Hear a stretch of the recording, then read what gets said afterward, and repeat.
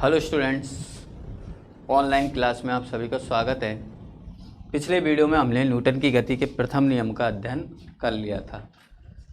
अब जो है एक नए टॉपिक के साथ, जिस टॉपिक का नाम है संवेग।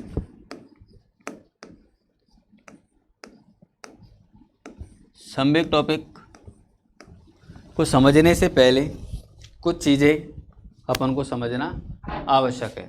देखिए, मान लीजिए कोई व्यक्ति एक सड़क पर चल रहा है, ठीक है। तो एक सड़क पर ट्रक खड़ा है। क्या खड़ा है? ट्रक खड़ा है और उस ट्रक से वो टकरा जाता है। तो वो इतना दुर्घटनाग्रस्त नहीं हो सकता, उस व्यक्ति की मृत्यु नहीं हो सकती, उस व्यक्ति को चोट नहीं आ सकती।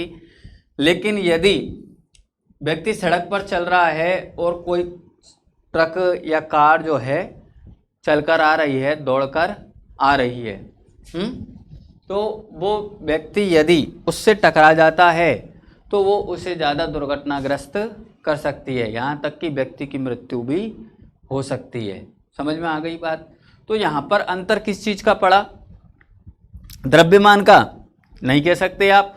ट्रक है, ट्रक का द्रव्यमान उस समय भी इतना ही था, उस समय भी इतना ही है, ठीक है ना। लेकिन किसका अंतर पड़ा? वेग का अंतर पड़ा। किसका अंतर पड़ा? वेग का अंतर पड़ा। लेकिन द्रव्यमान का भी अंतर पड़ता है, ध्यान देना। मान लीजिए अपन कह सकते हैं कि कोई एक लोहे का भारी गोला, ठीक है ना, एक व्यक्ति नीचे बैठा है और ऊपर छत पर से किसी के ऊपर एक अमरूद आकर गिरता है। तो वो अमरूद उसके सिर को इतना क्षतिग्रस्त नहीं कर सकता है जितना यदि कोई एक इतना ही गोल भारी पत्थर उसके सिर पर आकर गिरे, ठीक है ना।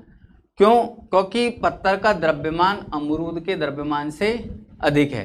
तो यहाँ पर द्रव्यमान प्रभावित कर रहा है। क्या प्रभावित कर रहा है? द्रव्यमान प्रभावित कर रहा है, ठीक है। तो यहाँ पर द्रव्यमान और वेग में आपस में संबंध समझना है। तो संवेग जो है वो द्रव्यमान और वेग में आपस में संबंध को प्रदर्शित करता है। देखिए, एक उदाहरण लेते हैं अपन। जैसे अपन ये एक डायग्राम के माध्यम से अपन इसको समझते हैं।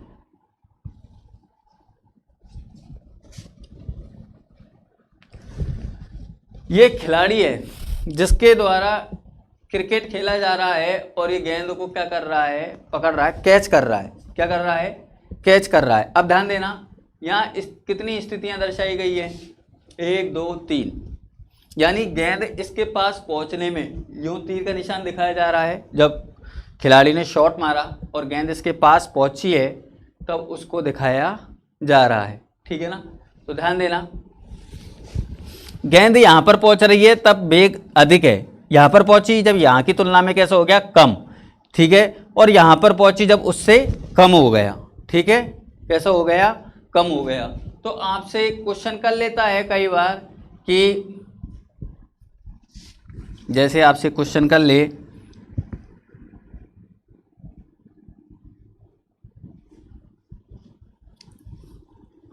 क्रिकेट का खिलाड़ी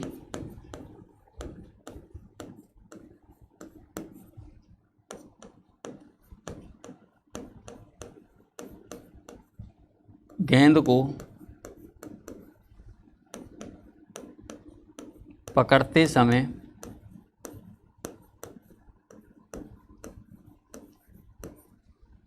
अपने हाथों को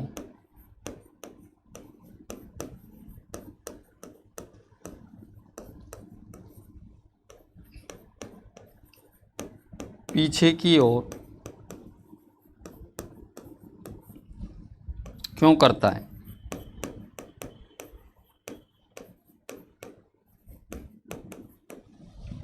ठीक है।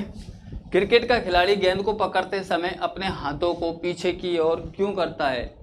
यानी ये पीछे की तरफ ही तो करता जा रहा है, यानी ये गेंद के वेग को क्या कर रहा है? कम कर रहा है। अब गेंद के वेग के साथ साथ गेंद का क्या है? द्रव्यमान भी है। क्या है? द्रव्यमान। क्या है? द्रव्यमान। तो वेग और द्रव्यमान साथ साथ में है। वेग और क्या है? द्रव्यमान साथ साथ में है। तो यहाँ पर ध्यान देना, संवेग जो है द्रव्यमान और वेग में संबंध बताता है, मैंने अभी आपको बताया। तो द्रव्यमान और वेग के गुणनफल को ही क्या कहते हैं? संवेग कहते हैं। द्रव्यमान और वेग के गुणनफल को क्या कहते हैं? संवेग। संवेग भी एक सदिश राशि है। कैसी राशि है? सदिश राशि है, जो द्रव्यमान और वेग पर निर्भर करती है। तो ध्यान देना, यहाँ पर खिलाड़ी द्वारा गेंद के संवेग को कम करने के लिए, गेंद के संवेग को कम करने के लिए अपने हाथ को पीछे की ओर धकेला जा रहा है, ताकि गेंद जो है उस पर हाथों को उसके हाथों पर प्रहार न कर सके। नहीं तो जितनी ज़्यादा आगे करेगा उसके कभी आपने देखा है क्रिकेट का खिलाड़ी गेंद को ऐसे पकड़ता है क्या? वो तो ऐसे ही तो पकड़ता है, पीछे गेंद आ रही है तो यूँ पीछे कर लेता है। तो क्या होता है, उससे गेंद का संवेग कैसा हो जाता है? कम, क्योंकि उसने क्या बढ़ा दिया? समय भी बढ़ा दिया। क्या बढ़ा दिया? समय बढ़ा दिया।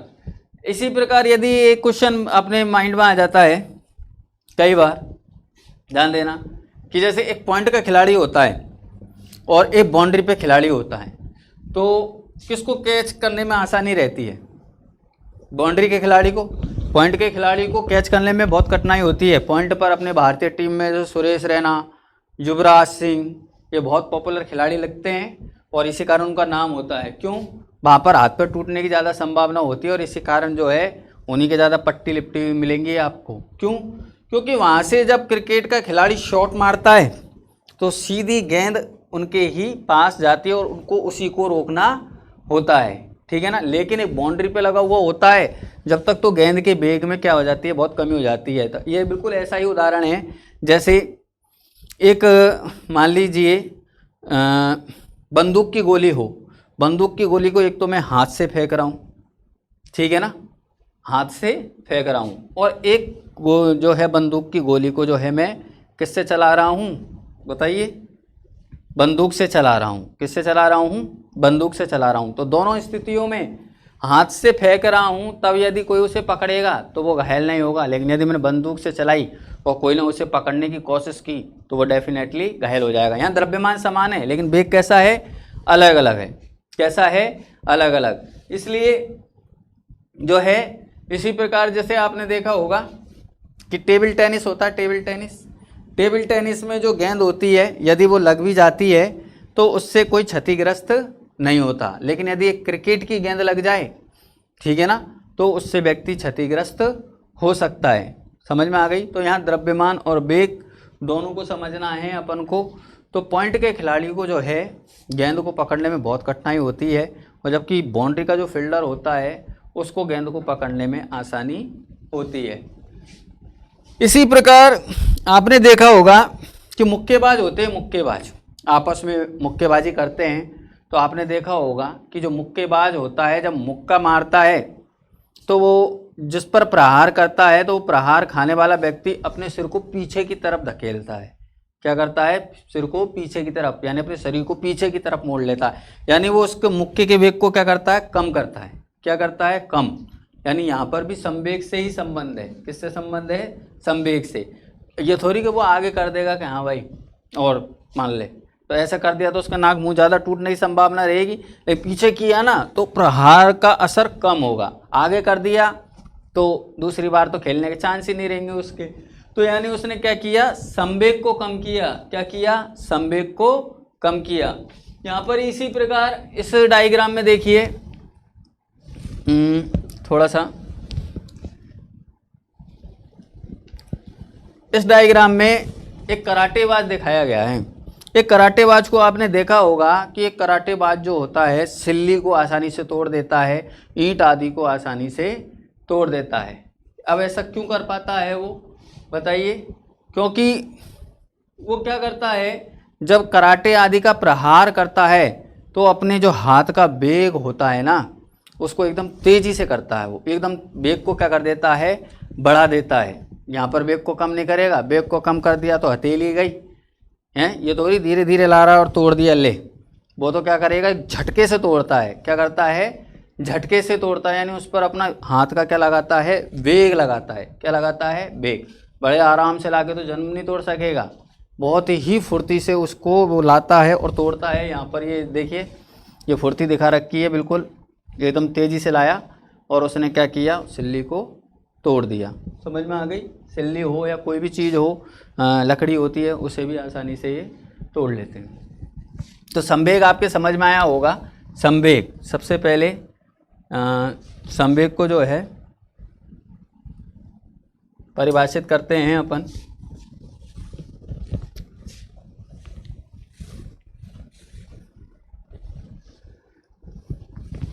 द्रव्यमान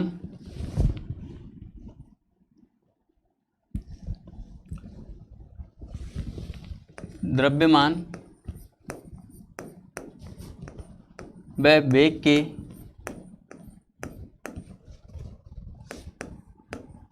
गुणनफल को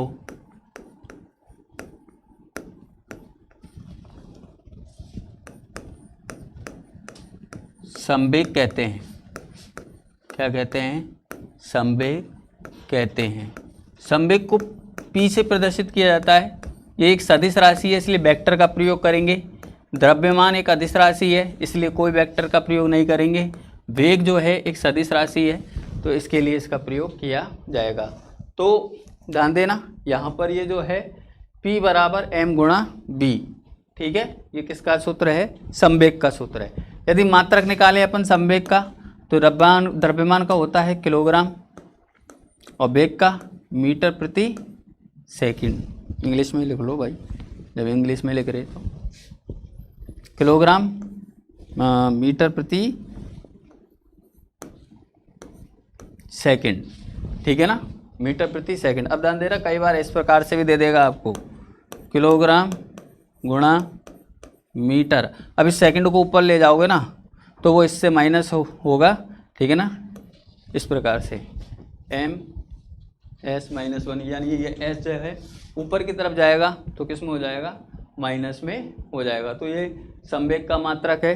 संवेग से संबंधित कुछ उदाहरणों के द्वारा अपन ने संवेग को अच्छे से समझा कि संवेग क्या होता है, किस प्रकार संवेग को कम किया जा सकता है, कहाँ पर जो है संवेग खतरनाक हो सकता है, लाभदायक हो सकता है। यही संवेग जो है न्यूटन की गति के द्वितीय नियम में काम में आएगा। इसलिए जो है अपन को इसे अच्छे से समझना था, अच्छे से समझा है, जिससे अपने न्यूटन की गति के द्वितीय नियम को समझने में आसानी हो जाए। नेक्स्ट वीडियो में अपन न्यूटन की गति के द्वितीय नियम का अध्ययन करेंगे। आज के वीडियो के लिए इतना काफ़ी है। धन्यवाद।